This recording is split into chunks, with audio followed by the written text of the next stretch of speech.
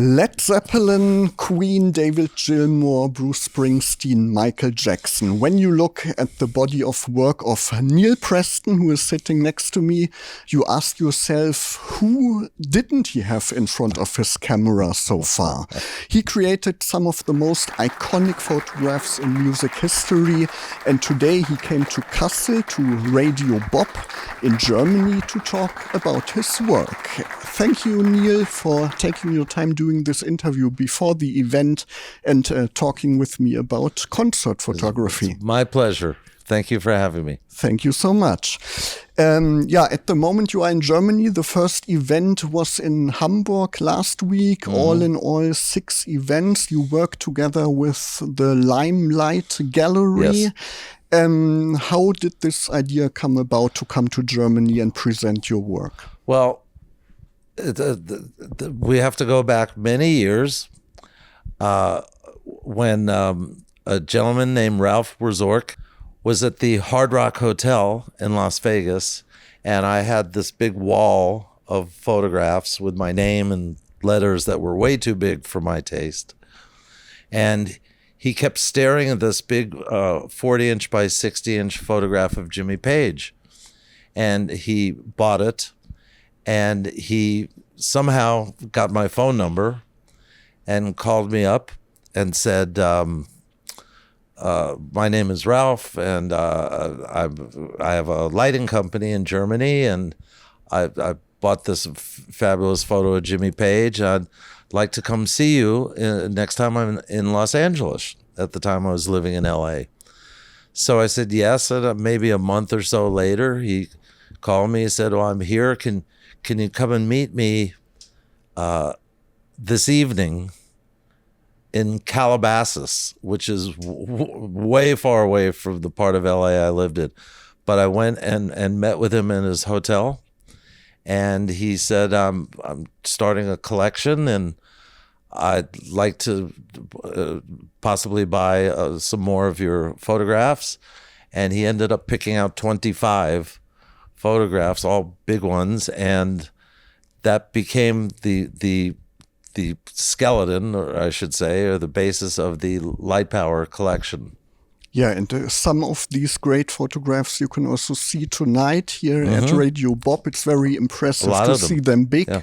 Actually, a few years ago, in 2018, I think, I saw an exhibition of you in Hildesheim. I come from Braunschweig, and this is near to Braunschweig, and I was very impressed of your work, and that's why I'm very happy to see you tonight. I'm not that familiar with the geography of Germany. I know Paderborn's in the center. Yes. Hamburg's up here.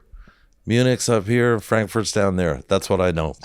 And now I know Kassel. Yes. Sorry. When people come to your events, are these mostly fans of bands you photographed in the past, or are these also photographers? Well, it's fans of the bands, fans of mine, a few, and then photographers. I love when photographers come, because they're always asking me about how were you able to get something in focus, because now everything's automatic with digital and this and that. Well, there was no such thing back then. You focused with your eye, So, but the fans are always really, really wonderful. But when it comes to photographers, I will give them all my time, up and coming photographers, because they're the people that are coming after me, like I came after some others, and they're all important to me. All three, the fans of me and the bands and the photographers. But I really am pleased when photographers come to me and ask me about how I shot something, how I used the equipment that we used to use back then. Yeah, I'm also a photographer myself, also did some concert work. For example, last year I photographed the Jacksons in Amsterdam. Oh, yeah? Jackie and Marlon still perform Yeah. as the Jacksons. And this was a really great experience because I am a fan since my childhood, and then to get to photograph a band that you like for such a long time, it's very special. For you in your career, did you get to photograph a band or a musician that you were a fan of before? Well, yes. I mean, I grew up, I was born in, close your ears, ladies, 1952. So when the Beatles came over to America, I was 12 years old, and I never got to meet John Lennon. I've met the other three at different times in my career, but I just started shooting a lot of concerts near where I lived in New York City. And then I moved to Los Angeles in 1971. But the first time I saw The Who in concert, I think at the end of 1971, that changed my life. The Who became my favorite. Like I like to say, if someone told me that Pete Townsend was over on that rooftop over there, I'd be out of here so fast, make your head spin. And you are all self-taught. How did you get into photography? Well, my father was a stage manager for Broadway shows. He was in what we call the golden age of Broadway musicals. So I was always around theaters, theatrical lighting. And, my father, who was stage manager, used to be off stage calling the lighting cues softly, And so I was used to stages and decorum, how to act when you're on stage during the show, be quiet, just go here and don't go there, don't touch anything, that kind of thing. So shooting performances kind of came naturally to me because of my childhood, I think. And I also learned when I started photographing bands that the road crew, they're the people who are, believe it or not, the most important. They can help you or they can kill you, one or the other. So it just I never planned this. I never thought I was going to be a professional photographer. I got my first camera when I was about 12 or 13, and I figured out how it worked. I took it to my dad's theater.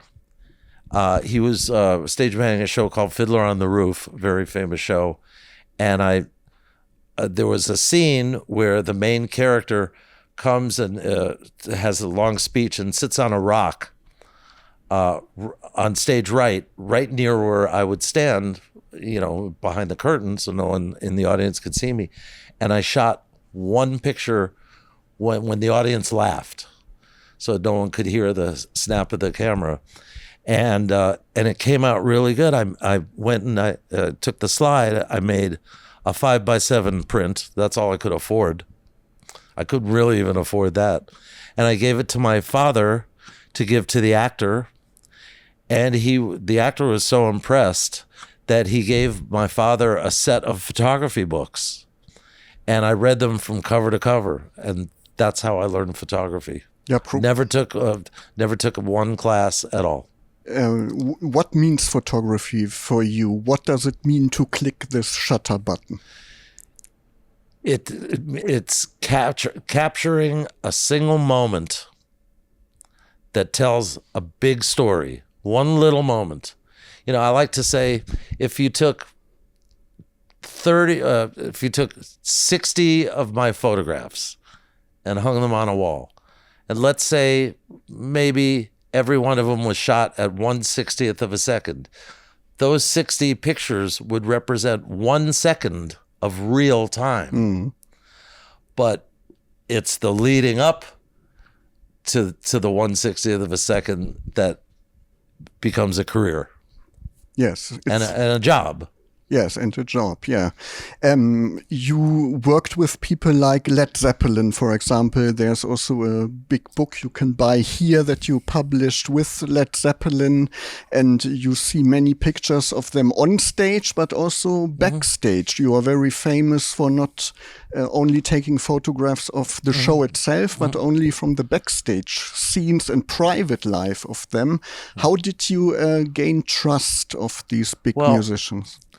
I was lucky that I knew some people who were working with the band at the time, but I also realized that the key is to try to be invisible.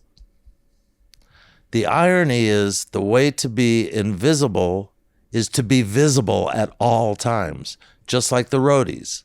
If you're backstage and a roadie comes in to tune someone's guitar, no one says, get out of here. They don't even notice them. If the drum roadie comes in and gives the drum, Roger Taylor or Keith Moon gives a practice pad and drumsticks, nobody notices them. They don't think twice because they're around all the time. They're part of the fabric of the tour. And I realized that's how to be invisible, is to do what I do, keep your eyes and ears open and your mouth shut, and just don't linger. Take your picture, move on. Take another picture, move on. You're not a member of the band. I'm a member of the crew. And trust me, you'll have a lot more fun with the crew than you'll have with the band, always. But would you say it states in the first place a professional relationship with these bands, or did also a friendship develop out of it? It's like all people. Sometimes you meet someone, they become a friend. Sometimes they don't. But a lot of it is personality. I get along with almost everyone. And, the artists have their own personalities, but the tour has its own personality as well. And the personality of a tour can change like that. One day it can be everyone's happy and hearts and flowers and everything. Another day it's like, uh-oh, be careful. Don't look at Mick Jagger today, whatever. And that personality can change from day to day because of a bad review. They don't like the sound system. Someone wrote a bad record review. Maybe the drummer had sex with the lead singer's girlfriend or vice versa. I mean, you never know. A bad plane flight. So you have to be aware of all those things and do your job at the same time. And also, I have to say that just because the show's over doesn't mean my job is over. Sometimes it means my job is just beginning. Yes. Depending on the band. And, everyone likes to say, oh, you must have had so much fun with Led Zeppelin, wink, wink, wink. And I always say, I had more fun with REO Speedwagon or Heart or Journey or whomever, Also, it was a completely other time. You used analog cameras, of course. It was always another process, yes. Nowadays, digital, of course. Yeah, with Led Zeppelin, I would have the film. I'd get back to the room after, not every day, but every couple of days. I had big bags of film, and we'd have photo labs in different cities. And I'd get a limo after the show just to go to the lab and back. And Richard Cole used to say, just go to the lab, no funny games, no hanky-panky. And then 12 noon, knock on the door and a bunch of proof sheets and slides and everything. And we'd have slideshows. I would take a Kodak carousel projector with the trays that held 80 photographs. And I'd do little slideshows for Jimmy or for Freddie and Brian and Roger and Deaky, and that's how we used to do it back in the day. I mentioned the Jacksons I photographed in Amsterdam. You also have a long history with the Jackson 5, even when Michael was really little. How did this come about? I used to have assignments from a couple of magazines that just did soul bands, R&B. Like there was one called Rock and Soul. I forget the others, but I used to go and photograph the Jacksons, Jackson 5 or 6 if you count Randy, at their famous. They had a compound, big house, gated property in Encino, California, which is in the San Fernando Valley. It's kind of a suburb of Los Angeles. This Havenhurst. Yes, on Havenhurst. Very good. Yeah. And I think the first time I shot Michael, he must have been 12, maybe something. I can't remember, and like once a year we would go and I'd do individual shots and then the group shots. And when Janet was old enough, she'd be in the group shots, and this went on for years. And you still stay in contact with some of them? Well, not with Michael anymore. Yeah, of course, sadly. Yeah, well, I'm. Unfortunately, as you get older, none of us live forever. But I'm still very friendly with Stevie Nicks and Brian May and Roger Taylor, a few others, Don Henley, Glenn Hughes from Deep Purple, Bonnie Raitt. I'd have to think more about whom, but yes, sometimes when you work with someone so many times over the years, you can't help but remain friends. And some close to others. Stevie's a very close friend of mine, as is Brian May. Also in the 80s, you worked with Michael again when he was on the Bad Tour. I think in Japan on the first leg of the tour. Did Japan and somewhere else in another city in Japan. Maybe it was Osaka. I can't recall. But and then when he started the Bad Tour in the States as well, did a couple of shows there. And then he did a famous TV interview with Oprah Winfrey, and I was a photographer there as well. Nice, yeah. So, when Michael and the brothers came to see Queen in Los Angeles, he came over to me and he couldn't remember my name, but hi, how are you? Good to see you. Everything. So, yeah.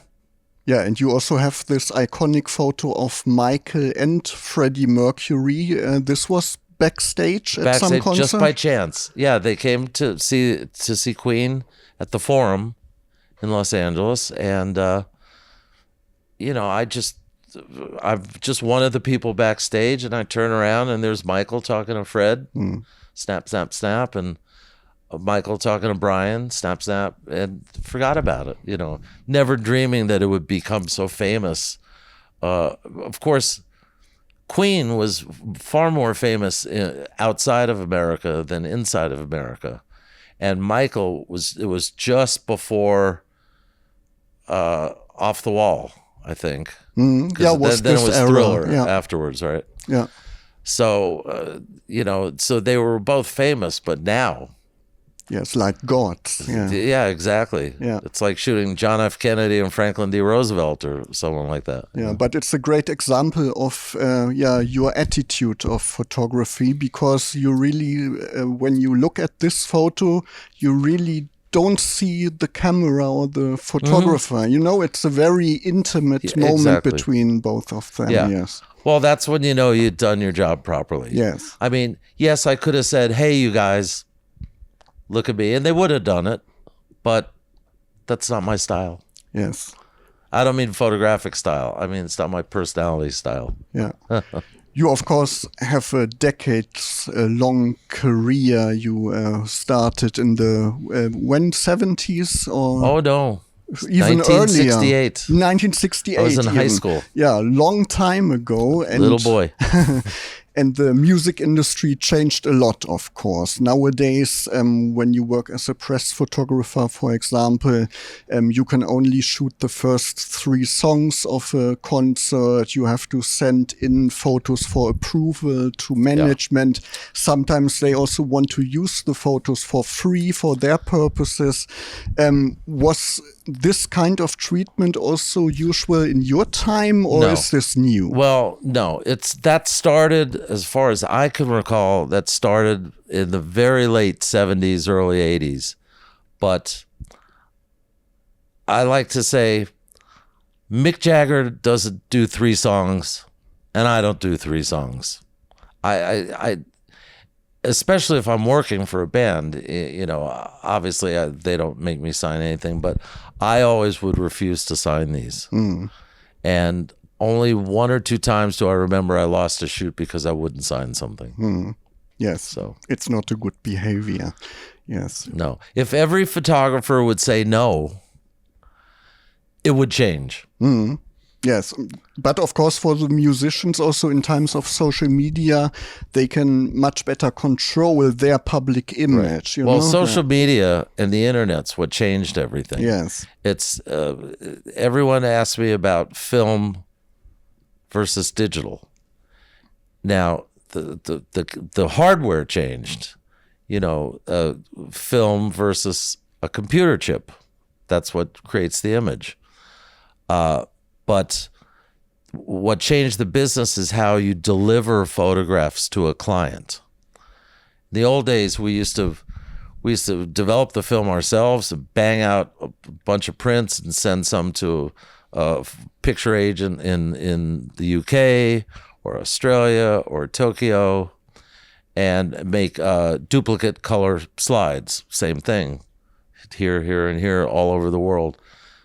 But then with digital, you press a button and they have it in Tokyo 15 seconds later. Yes. Or less, Yes. That's what changed the business. What advice would you give to young up-and-coming photographers who want to maybe follow your path? I would say if you learn photography with a film camera and see how light exposes film and how lighting reflects off of people's skin and different surfaces, and then shoot digital. Learn how to focus your camera. Don't rely on auto this, auto that, because it's not the way to learn, I think. Yes, good advice. What are you working on right now? Are you still active in concert photography? Yeah, well, I turned down a lot of stuff, but I am current. Well, we did a really great book with Real Art Press called Exhilarated and Exhausted, which I'm very proud of, which I also wrote all the text in it. And we are we're doing a documentary based very closely to the book. It's not the story of this picture or that picture.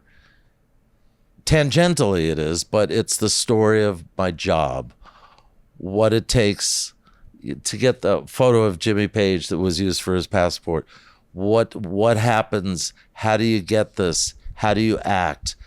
How do you behave? How don't you behave? Recording studios. I've always been fascinated with the recording studios because that's where the artist creates their magic. Mm-hmm. So I'm always very careful in recording studios. This is the book. This is the book, yes. This is the book. Great cover also, yes. Well, I love the cover because you don't know who's... First of all, there's no rock star on the cover. And you don't know whose drum set it is. Most people think it's Keith Moon's, but it's actually Roger Taylor's. Ah, okay. But I worked very hard on the text. I let my editor, Dave Brolin, pick out most of the pictures, and he did a very good job. But it's not like a greatest hits book. It's some of the greatest hits, but the text is really, really interesting. You think I have the glamour job of the 20th, 21st century? No. The travel, the deadlines, the stress. If you're not careful, it'll kill you. Yes. And that's really a lot of what this is about. Yeah, I'm looking forward to look at the book. I want to pick one up later. Thank you. Thank you, Neal Preston, for this nice interview, You're for very the welcome. insights, and have a great time in Germany on your tour. And I hope to see you soon in the future. I hope so too. Thank you so much. Thank you It's a so pleasure. much. Thank you. To everyone in Germany, I don't know how to say. Auf Wiedersehen. Auf Wiedersehen. See you later. Thank you, Neal. Thank you. You're welcome.